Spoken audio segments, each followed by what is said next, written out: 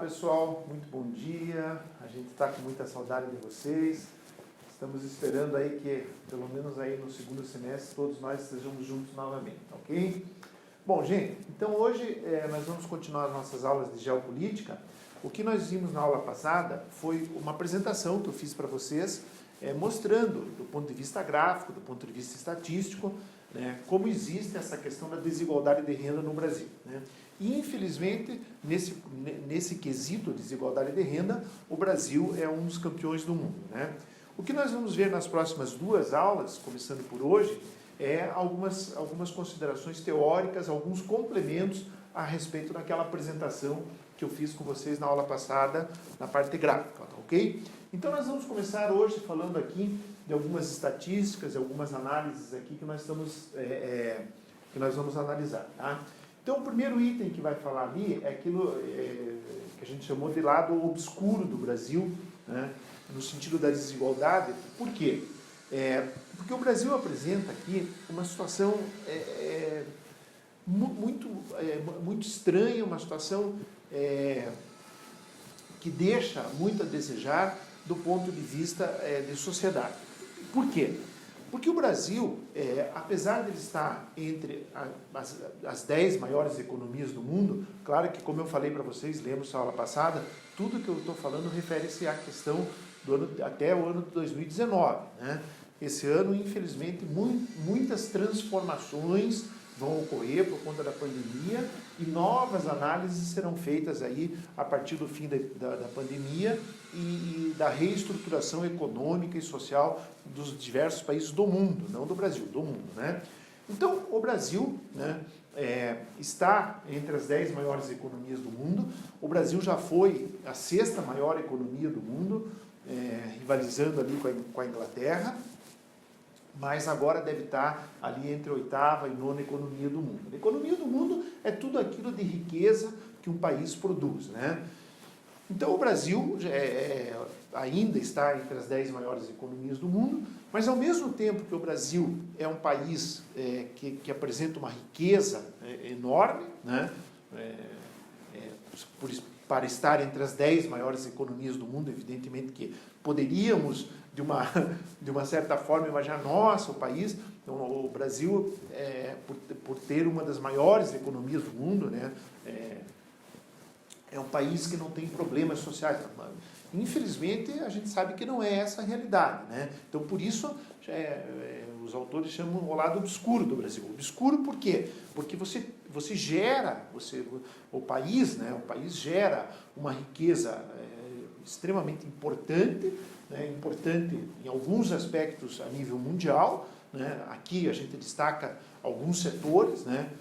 No setor do agronegócio, o Brasil é considerado praticamente o celeiro do mundo, né? O Brasil não produz mais alimento que os Estados Unidos, mas como o consumo interno americano é muito grande, o Brasil é o maior exportador de alimentos do mundo, né? Então, isso é uma situação extremamente importante, né? A produção de alimentos, então, o Brasil se destaca nesse aspecto. Um outro aspecto que o Brasil se destaca também é na questão mineral, né? A Vale do Rio Doce é praticamente a maior mineradora do mundo, né? Varia ali, porque tem uma outra mineradora inglesa, também consorciada com outros países, que às vezes alternam com a Vale do Rio Doce, mas estão ali, primeira, segunda, sempre estão alternando. O Brasil é um grande exportador, principalmente de minério de ferro e vários outros minerais extremamente importantes na fabricação de produtos do mundo inteiro, né? Então nós temos também alguns setores industriais, claro, de uma maneira geral, na questão da indústria, nós não somos ainda tão competitivos como países europeus, Estados Unidos, países asiáticos, etc., mas produzimos já, do ponto de vista industrial, algumas coisas que são exportadas em quantidade bastante grande dentro de uma normalidade, né? É o caso de carros, por exemplo, né? Até o ano passado, o Brasil estava exportando mais de 1 milhão de veículos pelo mundo, principalmente carros populares, né? Não carros de luxo, carros populares, né? Então é isso, né? Nós temos uma economia relativamente dinâmica, né? Em alguns setores, a economia brasileira é uma economia de ponta, né? Só que, infelizmente, o que acontece? Apesar de toda essa riqueza que é gerada aqui dentro do país, nós temos problemas sociais gravíssimos, gravíssimos, né? E aqui eu separei uma estatística para mostrar para vocês, de um certo sentido até choca um pouquinho, mas, né, por exemplo, 1% dos mais ricos, então 1% das pessoas mais ricas do Brasil detém 12% da renda nacional, né? Então 1% de pessoas detém 12% da renda, de toda a renda gerada no país, né? Então, uma parcela muito pequena da população tem uma parcela significativa da renda nacional. E na outra ponta, na ponta onde estão os mais pobres, também aparece uma estatística chocante. Por quê? Porque você tem aqui os 50%, metade da população dos mais pobres no Brasil, 50% da população mais pobre do Brasil, detém apenas 15% da renda nacional. Então vocês vejam, né? 50%, uma parcela gigantesca da população brasileira, né? Mais de 50%, detém apenas 15% da renda. Então, muita gente vive com pouca renda, né? E aqui, na primeira estatística, é o contrário. Pouca gente, 1%, vive com uma renda enorme, né? Então, o que mostra isso? Isso mostra exatamente o que nós estamos falando, a desigualdade social. Não estamos falando aqui da questão da riqueza, né? Porque a riqueza, como eu falei para vocês, o Brasil está entre as maiores economias do mundo, tá? E qual é o problema disso? O problema é que essa desigualdade social acaba sendo o que nós chamamos de matriz de exclusão social e da pobreza, tá? Então vejam, é justamente essa questão da renda, da distribuição da renda, ser uma distribuição ineficaz, uma distribuição errada, né? Não há aqui uma distribuição homogênea, isso gera todos os problemas sociais que nós temos contato no dia a dia, né? Então, quando você ouve falar lá nas questões da violência urbana, tal, no tráfico de drogas, nos problemas ambientais, nos problemas relativos à questão da urbanização das grandes cidades, da favelização, tudo isso, na verdade, gera, no caso do Brasil, não por uma questão de renda, mas de produção de renda, mas sim de uma desigualdade, né? Por quê? Porque você tem uma parcela da população que concentra muita renda e uma grande parcela da população, olha pessoal, 50% ou mais, né? Uma grande parcela da população que tem pouquíssima renda, né? Então, ao gerar essa desigualdade, você vai automaticamente gerar, né? Por isso matriz, né? Você vai gerar a questão da exclusão social e a questão da violência, da pobreza que permeia as grandes cidades do Brasil e parte do interior do Brasil, ok? Então essa situação aqui é a situação real do Brasil. Essa informação aqui, depois nós vamos falar um pouquinho mais sobre ela, mas é o seguinte, até 2014, considerando os últimos 30 anos até 2014, o que aconteceu? Principalmente depois da redemocratização e principalmente nos governos do professor Fernando Henrique Cardoso, que criou o Plano Real, e depois do governo do Lula, em função da implantação de programas sociais, o Brasil diminuiu um pouco essa questão da desigualdade social, tá? Então houve nesse período, né, final da década de 80, começo da década de 90, até 2014, houve uma melhoria nessa condição. Melhoria em relação ao próprio Brasil, tá? Não que essa melhoria transformou o Brasil num país de igualdade social, muito pelo contrário, tá? Então houve uma melhoria, só que a partir de 2014, no próprio governo da ex-presidenta Dilma Rousseff, o Brasil começa a decair novamente. Isso nós vimos nos gráficos na aula passada, né? Então, a partir de 2014, há novamente uma queda na questão da igualdade social, né? E de 2014 em diante, o Brasil tem, a cada ano que passa, diminuído essa possibilidade da igualdade social. Isso é, tem aumentado a desigualdade social, tá? E, infelizmente, esse ano de 2020, muito provavelmente, essa situação vai se agravar bastante, tá ok? Bom, então vamos ver o próximo item lá. Algumas considerações aqui, tá? Essa situação aqui, ó, economia relativamente competitiva, é como eu falei para vocês, né? O Brasil, não são todos os setores, mas alguns setores, e eu destaco novamente, eu vou falar bastante disso porque é importante, na questão do agronegócio, o Brasil é extremamente competitivo, tá? Aqui existem muitos fatores, né? Um fator é a própria natureza, né? que nos traz muitas vantagens, né?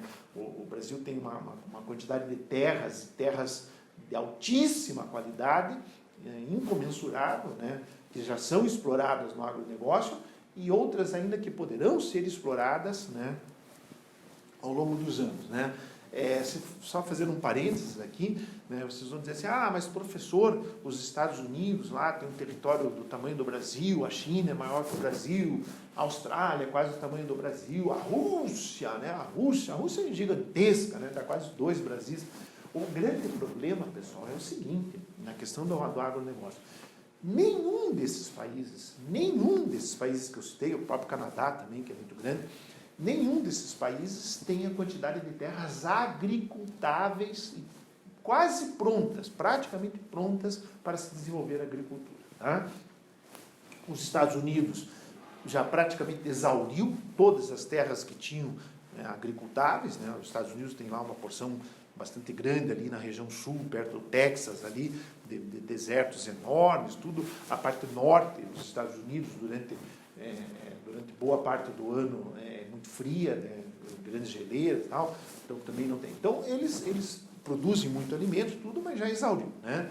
A Rússia, nem se fala, né? A Rússia, praticamente durante o inverno inteiro, mais de 6 meses do ano, a Rússia fica praticamente congelada, né? A China, né, também tem grandes desertos, a parte central e norte da China também é muito fria, muito difícil de aplicar agricultura, sem contar lá áreas desérticas enormes também, que não são propícias. A mesma coisa acontece com a Austrália, né? O Canadá também é um país que fica acima dos Estados Unidos, também grande parte do ano fica sob frio intenso. Então o que acontece? O Brasil, há muito tempo, já é um grande produtor de alimentos, então é isso aqui, né? Uma economia competitiva, né? E é considerado hoje o celeiro do mundo e vai ser cada vez mais, né? Isso, por mais que os nossos governos tentem estragar, governos em geral, tá, pessoal? Não estou falando aqui desse governo ou daquele governo, em geral, né, os nossos políticos, né, parece que não veem essa possibilidade, essa capacidade que o Brasil tem de realmente, né, decolar e ser um país assim, que possa sustentar o mundo e distribuir essa renda e tal. Mas tudo bem, né? Isso aí é um outro aspecto, né? E isso cria no nosso país aquilo que a gente chama de ilusão de ótica. Isso é física, eu sei, né, pessoal? Mas a ilusão de ótica por quê? Porque isso pode acontecer com nós mesmos, internamente, e pode acontecer com estrangeiros. Ilusão de ótica em que sentido? Eu vou dar um exemplo para vocês, né? Então, imaginem vocês lá que vem um chinês aqui para o Brasil para negociar carne com um pecuarista brasileiro, né? E aí esse chinês chega aqui, né, no aeroporto ali, vamos supor, de Londrina, ou de Palmas, ou Tocantins, qualquer lugar, tal, aqui no Paraná, ou no Tocantins, ou no Mato Grosso, tal, e pega lá o seu motorista, tal, e vai para a fazenda do pecuarista lá, ver lá como é que se produz a carne e tal, que ele vai importar carne no Brasil, né? Os nossos aeroportos, né, são razoáveis, né? Inclusive o de Curitiba é considerado o melhor aeroporto do Brasil, né? Claro que não tem a mesma movimentação que Rio, São Paulo e algumas outras capitais, Brasília também, mas é considerado o melhor do Brasil. Então ele sai de lá e vai lá para a fazenda do pecuarista. Quando ele chega nessa fazenda do pecuarista, lá, o que ele vai ver? Ele vai ver o que tem de mais moderno no mundo. O que tem de mais moderno. Tá? Ele vai ver a produção lá de carne, como é que se trabalha com aquela carne, tudo. Ele vai ver o que tem de mais moderno, de melhor no mundo, né? E, obviamente, a um preço competitivo, né? E vai ficar impressionado com aquilo, vai, meu Deus do céu, né? Esse país aqui é tudo de bom tal. Só que vejam, por que é uma ilusão de ótica? Porque essa não é a realidade do Brasil. Essa é a realidade do pecuarista, né? Do pecuarista que tem lá uma grande propriedade e nessa propriedade ele tem do que existe de mais moderno e mais competitivo no mundo, né?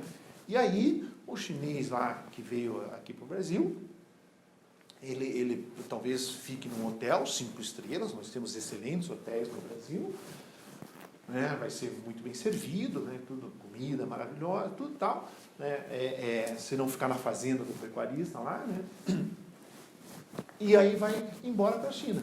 Então, por que é uma ilusão de ótica? Porque ele não permaneceu aqui no Brasil e não conheceu, né, as mazelas que existem na nossa sociedade.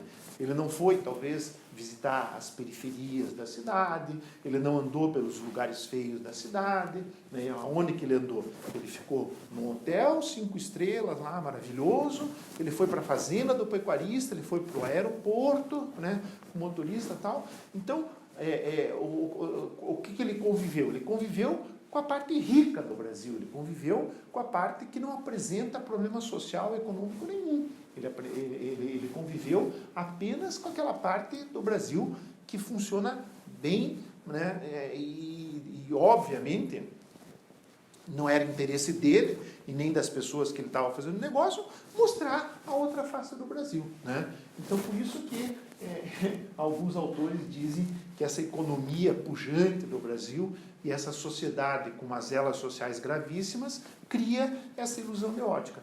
E isso acontece em todos os setores, né? Mesmo no turismo de lazer, né? A pessoa vem, vai para uma determinada cidade, né? Para o Rio de Janeiro, lá, por exemplo, que é uma cidade que apresenta problemas sociais, econômicos, políticos gravíssimos, né? Gravíssimos, né? Algum tempo atrás, nós tínhamos no Rio de Janeiro os 5 ex-governadores, os 5 últimos ex-governadores do Rio de Janeiro presos. Imagine, gente, imagine, né? Os 5 ex-governadores todos presos, né? Por corrupção. Então, esse turista que vem para cá, o Rio de Janeiro é uma cidade deveras abençoada pela sua natureza, né? É belíssimo, né? Belíssimo. Né? E aí ele fica num hotel super bom lá e vai visitar os pontos turísticos, tal, que daí tem polícia, tudo funciona direitinho, e deixa de lado as partes mais pobres da cidade, né? Os morros dominados pelo tráfico de droga, né? Pela falta de saneamento, pela falta de água, onde a pobreza impera. Então, isso realmente cria uma ilusão de ótica. Pessoal, claro que isso não é só no Brasil, isso acontece no mundo inteiro, tá? Só que com mais ou menos intensidade. No Brasil existe muita intensidade, mas acontece em vários lugares. A questão do índice Gini, a gente já comentou rapidamente na aula passada, quando analisou os gráficos, né? Então, o índice Gini foi criado lá por um sociólogo, né? Especialista em estatística também, chamado Corrado Gini, né? E em 1912, então, ele conseguiu estabelecer estudos tentando mostrar essa questão da desigualdade, não da riqueza, da desigualdade, tá? Então é assim, quanto maior o índice Gini, mais desigual é um país. E quanto menor é o índice Gini, mais igual é o país, e menos desigual é o país, né? Então o que acontece aqui, né? Então é assim, eu acho que eu comentei com vocês isso na aula passada. Hipoteticamente, se você tivesse um país em que todas as pessoas do país, não existe isso, tá, gente? Por isso que eu estou falando hipoteticamente, se todas as pessoas do país ganhassem exatamente o mesmo salário, a mesma quantidade de dinheiro, o índice Gini seria 0, porque todo mundo é igual, então não há desigualdade, tá? E, hipoteticamente, porque também não existe isso, imagine que você tem um país e que toda a riqueza daquele país está concentrada na mão de uma única pessoa, tá? Que é impossível também, né? Mas toda a riqueza é concentrada na mão de uma pessoa. Então, o índice seria 1. Ele vai de 0 a 1, tá? De centésimo, tá? De 0 a 1. Então, se toda a renda tivesse concentrada na mão de uma única pessoa e todas as outras pessoas vivessem sob os cuidados daquela pessoa, você teria um índice 1, o que também não existe. Tá? Então, quanto maior o índice Gini, maior a desigualdade social. Né? Então, veja, mais algumas estatísticas. Pessoal, essas estatísticas não são para memorizar, são apenas para entender. Tá? Qualquer situação que vocês serão cobrados aí numa prova do Enem, no vestibular, nas nossas avaliações internas aqui, né, os valores serão dados para vocês. Vocês vão ter que saber interpretar esses valores. Tá? Ninguém precisa decorar nada aqui, né? Nem aqui, nem para fora. Sempre as questões dão os valores. Né? Mas então aqui, mostrando aqui por que o Brasil é um dos campeões na desigualdade. Né? Então vejam aqui, os 10% mais ricos do Brasil ganham 28 vezes, quer dizer, 28 vezes maior a renda dos 40% mais pobres. Né?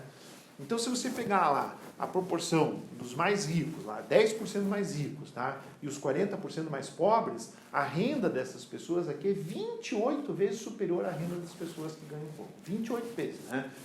Então, vamos pegar um valor absoluto. Né? Então, imagine que essas pessoas mais humildes lá vivem com R$1.000 por mês. Né? Então, na média, essas pessoas vivem com R$1.000 e essas pessoas dos 10% mais ricos vivem com R$28.000, que é 28 vezes maior. Tá?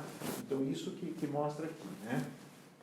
E os 10% mais ricos do Brasil detêm mais da metade da renda toda do Brasil. E os 50% mais pobres, né? 15% apenas, a gente já viu isso na informação anterior. Né? E ainda existe aqui, na questão do Brasil, um desequilíbrio regional. Por quê? Né? Porque o Brasil, né, ele também não apresenta uma homogeneidade na distribuição da riqueza. Tá? E isso nós estamos vendo muito agora nessa questão da pandemia. Né? Os estados onde, as regiões onde ficam os estados mais pobres do Brasil, as situações são bastante graves nessa situação agora e são em geral. Né? Porque agora, tudo bem, tem a pandemia, tudo bem não, tudo ruim, mas agora tem a pandemia, é uma situação especial. Mas quando não há pandemia, né, a questão, por exemplo, da saúde, ela é muito mais deficiente nos estados mais pobres. Né? A questão da educação, em geral, né, ela também é mais deficiente nos estados mais pobres. E aonde ficam esses estados? No norte do Brasil e no nordeste do Brasil. Tá? Então, a região norte e a região nordeste, claro que não é geral, pessoal, existem exceções, tanto numa região como em outra, obviamente. Mas na média, tudo que a gente fala em média, na média, essas regiões e os estados que compõem essa região são os estados que apresentam os maiores problemas sociais do Brasil. Tá? A exceção aqui é a questão do Rio de Janeiro. O Rio de Janeiro é também um estado extremamente problemático, até por conta da sua formação histórica. Né? O Rio de Janeiro já foi capital do Brasil e acabou, né, por questões históricas também, lá no começo do século XX, criando ali todo aquele processo de favelização dos morros ali, que foram depois dominados por traficantes de drogas, de armas, de tudo que vocês podem imaginar. Né? Mas o problema é que o estado do Rio de Janeiro é um estado não exatamente rico, o mais rico do Brasil é São Paulo, todos nós sabemos, mas é um estado que produz bastante, principalmente na questão do petróleo, né? Eles têm uma refinaria gigantesca lá, né? Então ganham muito royalties do petróleo, mas o problema é que a desigualdade de renda lá no Rio de Janeiro é muito grande. Então isso gera a questão da violência muito no Rio de Janeiro. E nos estados do Norte e Nordeste. Né? Então nós temos aqui esse problema. E um outro também aspecto que a gente já viu nos gráficos, e vamos reforçar aqui, é a questão do desequilíbrio em relação às pessoas, não em relação à posição geográfica, né? Não em relação a onde fica o estado, mas sim em relação às pessoas. Né? No Brasil, os estudos mostram que os afrodescendentes, por exemplo, as mulheres, tá? E os descendentes de indígenas são as pessoas mais prejudicadas do ponto de vista econômico. Tá? Então, todos os estudos mostram claramente, né, que os afrodescendentes, as mulheres e os descendentes de indígenas são as camadas da população e são camadas absolutamente enormes, né, do ponto de vista quantitativo, então é uma parcela muito significativa da população brasileira, são justamente os mais prejudicados, tá? Em todos os sentidos, no sentido da renda, no sentido do estudo, no sentido da saúde e assim por diante. Então, é essa a situação aqui. Por isso que isso aqui gera um desequilíbrio enorme aqui no Brasil, tá? Essa questão aqui que eu comentei com vocês, que até 2014 houve uma melhora, principalmente, como eu falei para vocês também, nos governos do professor Fernando Henrique Cardoso e depois no governo do Lula, né? O Brasil teve algumas melhoras, né, por algumas ações sociais que foram feitas, depois começou a piorar novamente. E o que é desinteressante, não interessante, é que o Brasil, apesar de ser uma das maiores economias do mundo, apresenta índices de desigualdade muito superior a países muitíssimo mais pobres que o Brasil. Muitíssimo mais pobres, né?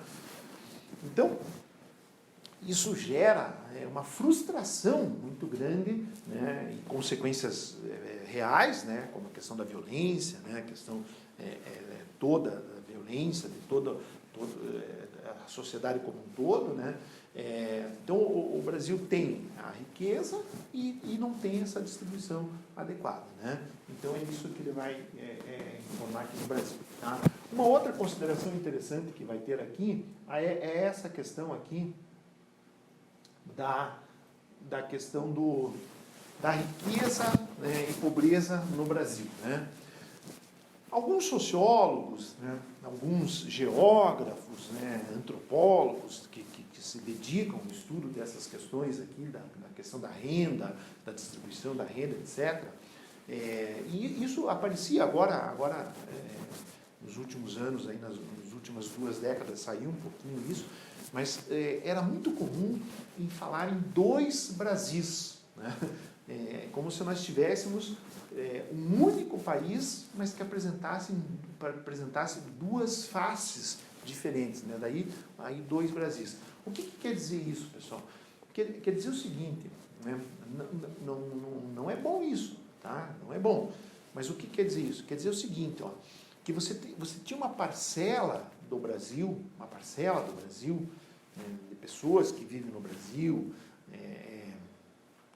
de habitações, de indústrias, no caso do agronegócio, de fazendas e tal, que estão entre os mais desenvolvidos do mundo, né? Então, é o Brasil super desenvolvido, tá? Então, essa parte do Brasil é uma parte que se assemelha aos países mais desenvolvidos do mundo, né? Então, você pega lá uma indústria ou uma super fazenda produtora lá de soja. O Brasil é o país que mais produz soja do mundo, agora passou inclusive a produção dos Estados Unidos, né, e é o maior exportador disparado também. Então você tem lá uma super fazenda com as técnicas mais modernas e máquinas assim, mais modernas que existem no mundo, tal, né? Então esse é o Brasil que está próximo dos países super desenvolvidos, né?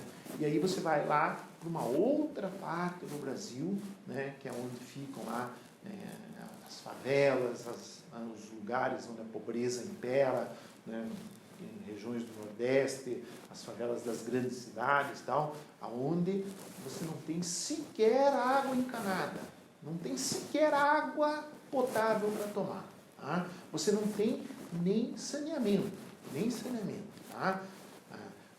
Os dejetos saem e vão correr pela frente ou pelos fundos da casa ali a céu aberto. Então, aí é o Brasil semelhante aos países mais pobres, mais miseráveis do mundo, tá?